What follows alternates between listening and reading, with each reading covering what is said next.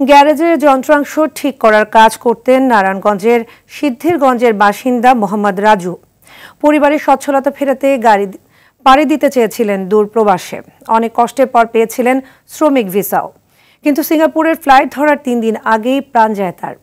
বৈষম্য বিরোধী আন্দোলনে শিক্ষার্থী ও পুলিশের সংঘর্ষে গত 20 জুলাই গুলিবিদ্ধ হন রাজু। নারায়ণগঞ্জের সিদ্ধিরগঞ্জ থেকে মোহাম্মদ শাহাদাত হোসেন স্বপনের প্রতিবেদন, জানাচ্ছেন সাদ মাহমুদ।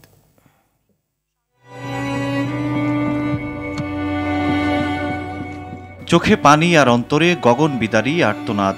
বাবাকে হারিয়ে শোকের সাগরে ছেলে রায়ান আব্দুল্লাহ। আদরের ছোট ভাই আর বোন এখনো জানে না বাবা কোথায় আছেন, কেমন আছেন। এই অবসাদ আমৃত্যু পোড়াবে তাদের। 20 জুলাই নারায়ণগঞ্জের সিদ্ধিরগঞ্জ। বৈষম্য বিরোধী আন্দোলনে শিক্ষার্থী ও পুলিশের সংঘর্ষে উত্তাল পুরো এলাকা। রাজুর স্ত্রী আকলিমা আক্তার জানান, সিদ্ধিরগঞ্জের হীরাঝিলে এক ব্যক্তির শরীরে গুলি লাগলে তাকে উঠাতে গিয়ে গুলিবিদ্ধ হয় রাজু। মুহূর্তেই মাটিতে লুটিয়ে পড়ে সে। আর ঘরের জানালা দিয়ে সেই দৃশ্য নিজের চোখে দেখেন আকলিমা। পরদিন 21 জুলাই 36 বছর বয়সে হাসপাতালে চিকিৎসাধীন অবস্থায় মৃত্যু হয় রাজুর। আমি দৌড়াইয়া যাইয়া দেখি যে আমার হাজবেন্ড রক্ত জমা দেখা যায় না, রক্ত পুরো শরীর ভরে গেছে। উনি তো ব্রেনে আঘাত খাইছে, মাথায় গুলি লাগছে। এই যে এদিকে ডান সাইডে একটু কানের দিকে গুলি লাগছে। পরিবার জানায় 2 দশক আগে লক্ষ্মীপুর থেকে ইটপাথরের শহরে আসেন রাজু।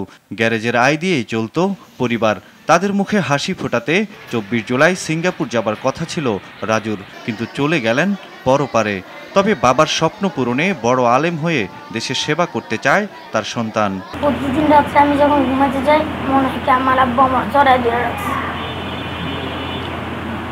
আমার তেমন মনে হয় আমার আব্বু পাশে বেড়াচ্ছে। সন্তানের স্বপ্ন পূরণ করতে সরকারি সহযোগিতা চান বিধবা আকলিমা, চান স্বামী হত্যার বিচারও। কারণ কিভাবে কি করবো, কিভাবে চালামো, বাসা ভাড়া, ছেলে মেয়ের খরচ, এরা ছোট, এই 3 জনকে পড়ালেখা করানো, এই নাবালক ছোট থেকে বড় করা, কিভাবে আমার দ্বারা সম্ভব হবে আমি জানি না। রাজুর পরিবার ঘুরে দাঁড়াবে, পাবে ন্যায় বিচার, এমন প্রত্যাশা এলাকাবাসীর। সৈয়দ মাহমুদ, RTV।